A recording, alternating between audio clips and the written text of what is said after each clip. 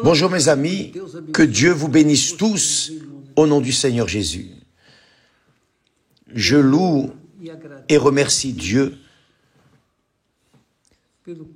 pour le privilège de pouvoir transmettre sa sainte parole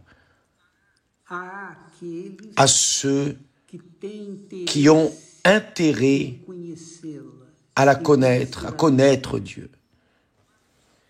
Pour ceux qui veulent connaître la vérité, qui veulent vivre dans la vérité, qui veulent marcher avec Dieu.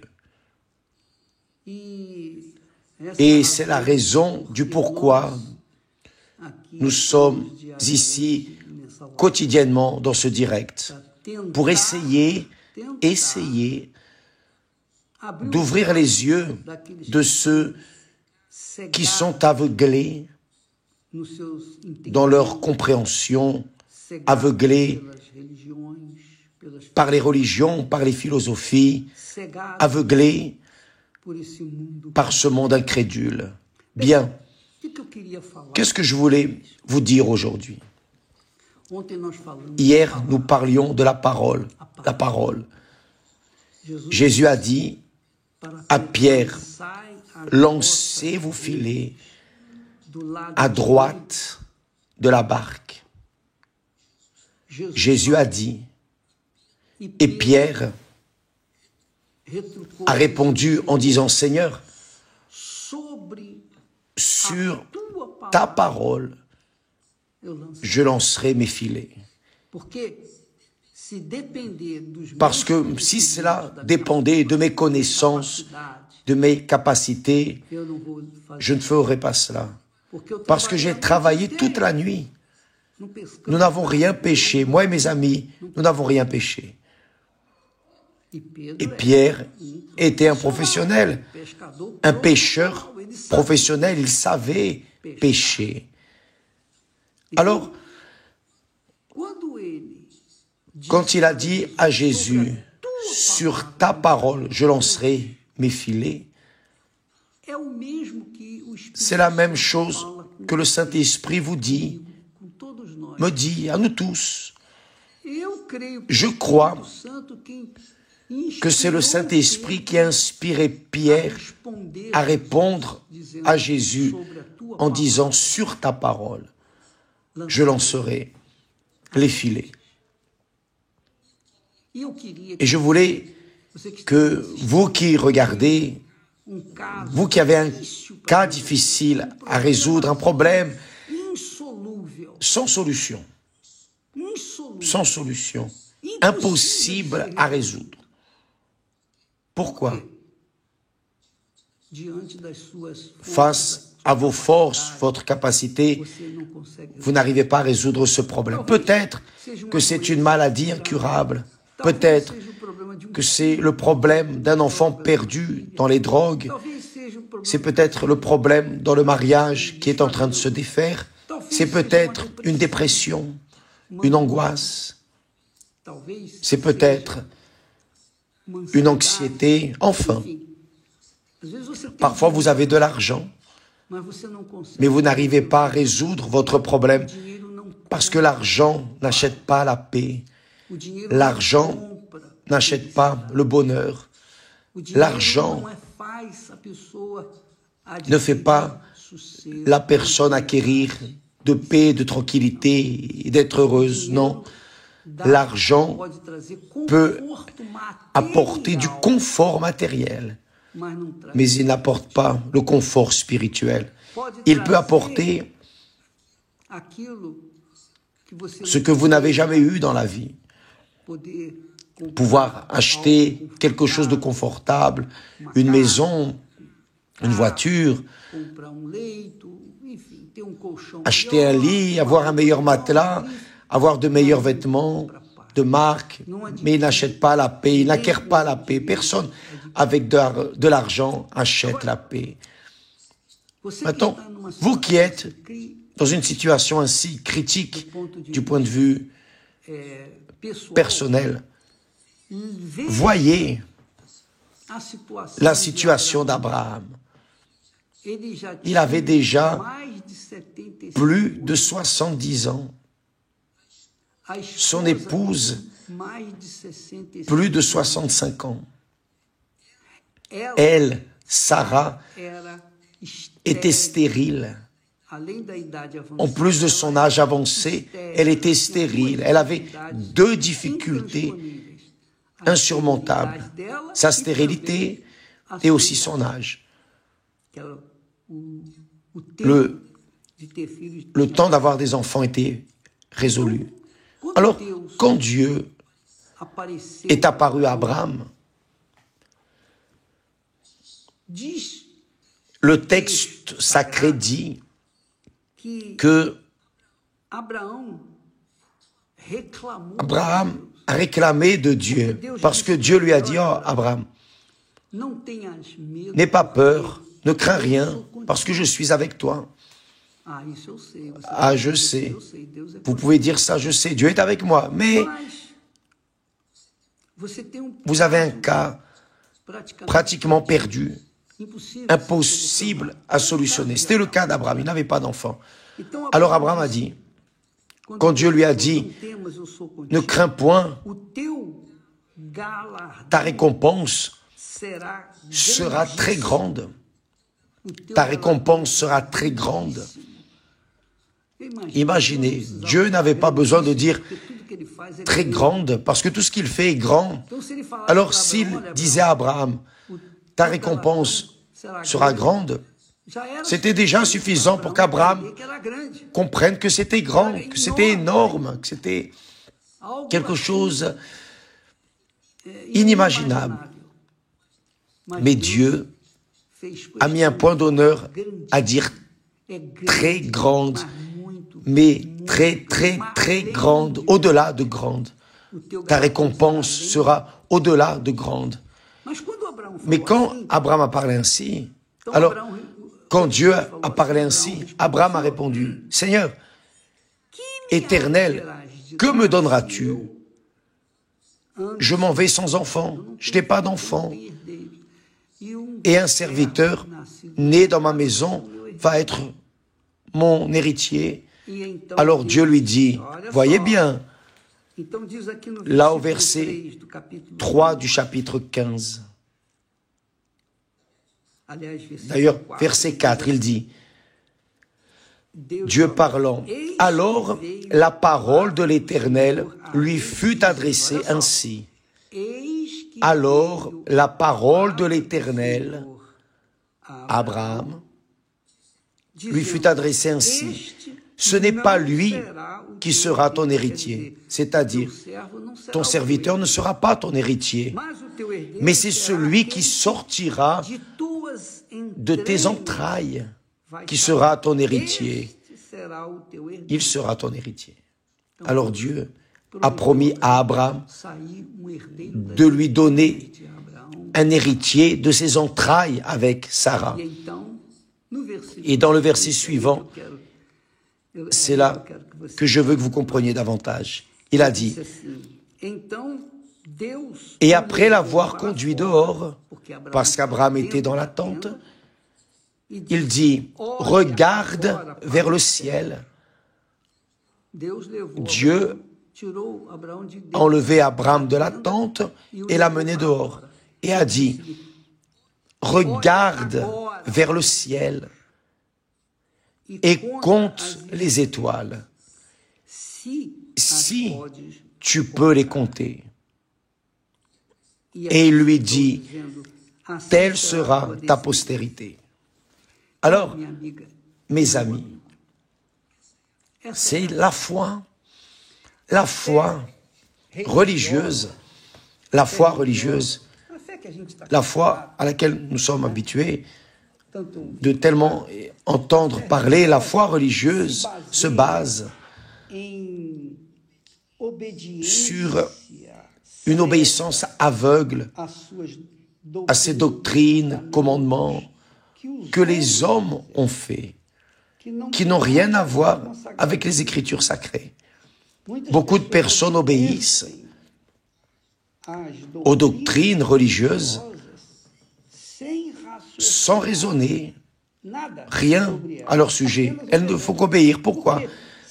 Parce que ce sont des personnes aveugles, avec une foi aveugle, et elles obéissent de manière aveugle. Mais ce n'est pas comme ça que la Bible enseigne. La Bible nous enseigne, Dieu nous enseigne à avoir une foi intelligente, qui pense, qui pèse, qui raisonne. Quand Dieu a dit à Abraham, « Oh Abraham », quand Dieu a enlevé Abraham de sous la tente et l'a mené dehors de la tente, il lui a dit de regarder vers le ciel. Il lui a dit de regarder vers le ciel. Parce que Dieu est glorieux. Il est très grand. Parce qu'il est grand, il ne fait pas de choses petites, mes amis. C'est ça que vous devez comprendre. Sauf que pour voir les grandeurs de Dieu, vous devez élever vos pensées à l'imagination. Vous devez imaginer. Vous devez penser, imaginer, raisonner, je dirais rêver, réveiller. Alors Dieu, pour donner la compréhension, pour ouvrir la compréhension d'Abraham, Dieu lui a dit de regarder vers le ciel. Il n'y avait rien de plus grand pour Abraham voir que les cieux. Si Abraham pouvait voir toute la terre, ce serait encore petit face à ce que Dieu voulait lui montrer. Alors Dieu lui a dit de regarder vers les étoiles, vers le ciel, et même de les compter. Ce qui veut dire la chose suivante. Abraham devait penser comme Dieu pense, pour qu'alors il puisse réaliser la volonté de Dieu, pour qu'il puisse être ce que Dieu voulait qu'il soit. Alors, Abraham, lorsqu'il a regardé vers le ciel et a vu les étoiles, et voir les étoiles dans le désert, mes amis, c'est très différent de voir les étoiles en ville. Dans la ville, l'illumination de la ville fait obscurcir les étoiles. On ne voit pas les étoiles. Mais dans le désert, quand vous allez dans le désert, vous ne voyez rien, tout est obscur. Et là, oui, vous avez la capacité de voir les étoiles au ciel, de forme grandiose. Alors Dieu a dit, regarde les étoiles. Et Abraham a regardé. Quand il a regardé les étoiles, qu'est-ce qui est arrivé? Le texte dit qu'il a cru. C'est-à-dire, quand il a imaginé ce qu'il serait, ce qu'il deviendrait, ce que Dieu était en train de lui promettre, lui promettant que ses enfants seraient aussi nombreux qu'on ne pourrait pas les compter. On ne pourrait pas les compter. C'est le cas des étoiles. Vous ne pouvez pas compter les étoiles. C'est impossible de compter les étoiles. Ainsi serait sa descendance. Et la situation d'Abraham était, il avait déjà plus de 75 ans, mais son épouse, malgré son âge, sa femme ne pourrait pas. Abraham pourrait être père, mais Sarah avait passé déjà le temps d'avoir des enfants. Mais Dieu a dit, regarde, vois ces étoiles, ainsi sera ta descendance. Tu ne pourras pas compter ta descendance. Tu ne pourras pas compter ta descendance. Parce que Dieu a donné cette vision à Abraham. Il a alors compris, il a pu comprendre la grandeur de la parole de Dieu. Alors, quand il a vu les cieux étoilés, il a cru. Dans le cas de Pierre, quand Jésus a dit « Lancez vos filets à droite », Pierre a dit « Nous avons travaillé toute la nuit sans rien pêcher. » En d'autres mots, il n'y a pas de poissons disponibles maintenant. Je ne sais pas où ils sont, mais ici maintenant, il n'y a rien à faire. On a travaillé toute la nuit. Mais Jésus a dit « Lancez vos filets. » Et sur ta parole, Seigneur, je vais lancer les filets. Alors, mes amis, quand nous croyons ainsi, je sais que la foi intelligente est folle. Elle n'a pas de raison, mais elle est intelligente. Elle croit, la personne croit dans ce qui est écrit, dans ce qui est dit, dans ce que Dieu a dit, dans ce que Dieu a promis, parce que Dieu ne peut pas mentir, tromper. Et c'est ce qui est arrivé. Abraham a cru. Qu'est-ce que ça veut dire qu'Abraham a cru? Abraham est tombé enceinte de cette vision des étoiles. Il est tombé enceinte. Ça, c'est croire. Il est tombé enceinte du nombre d'étoiles qui deviendrait incontable, comme seraient ses enfants. Cela a été suffisant. Pensez ainsi. À l'Église universelle, nous cherchons à mener aux personnes cette compréhension de voir l'invisible, de croire dans l'impossible. Croire dans l'impossible parce que l'impossible est impossible pour qui ne croit pas, pas pour ceux qui croient. Qui croit tombe enceinte immédiatement de la parole de Dieu et dans son temps commence à engendrer ses rêves, ses projets personnels. Croyez, mes amis. Croyez de manière concrète, véritable. Tombez enceinte de ce en quoi vous croyez. Parce que la croyance intelligente, la foi, la croyance que Dieu nous donne, c'est lui qui nous la donne. Et quand nous croyons, tout ce que nous avons à faire, c'est ne pas douter, c'est ne pas écouter les personnes qui sont autour de nous. C'est ne pas rester en train de donner de l'attention aux tentations et suggestions que le mal offre pour neutraliser notre foi. Non, nous allons croire, Dieu est grand et il va faire de grandes choses. Pourquoi? Parce que lorsqu'il donne la croyance, quand il donne la foi intelligente, il donne aussi la certitude qu'il va l'accomplir. Ça, c'est croire en Dieu. Que Dieu vous bénisse tous. Et d'ici peu, nous serons avec vous au Brésil, faisant cette prière qui va changer votre vie, va changer votre tête, parce que vous allez recevoir le Saint-Esprit. Et le Saint-Esprit va conduire votre tête au vert pâturage. Là, oui, vous allez pouvoir dire « L'Éternel est mon berger et je ne manquerai de rien, de rien, de rien. » D'accord? À tout à l'heure, au nom du Seigneur Jésus. Amen. Grâce à Dieu.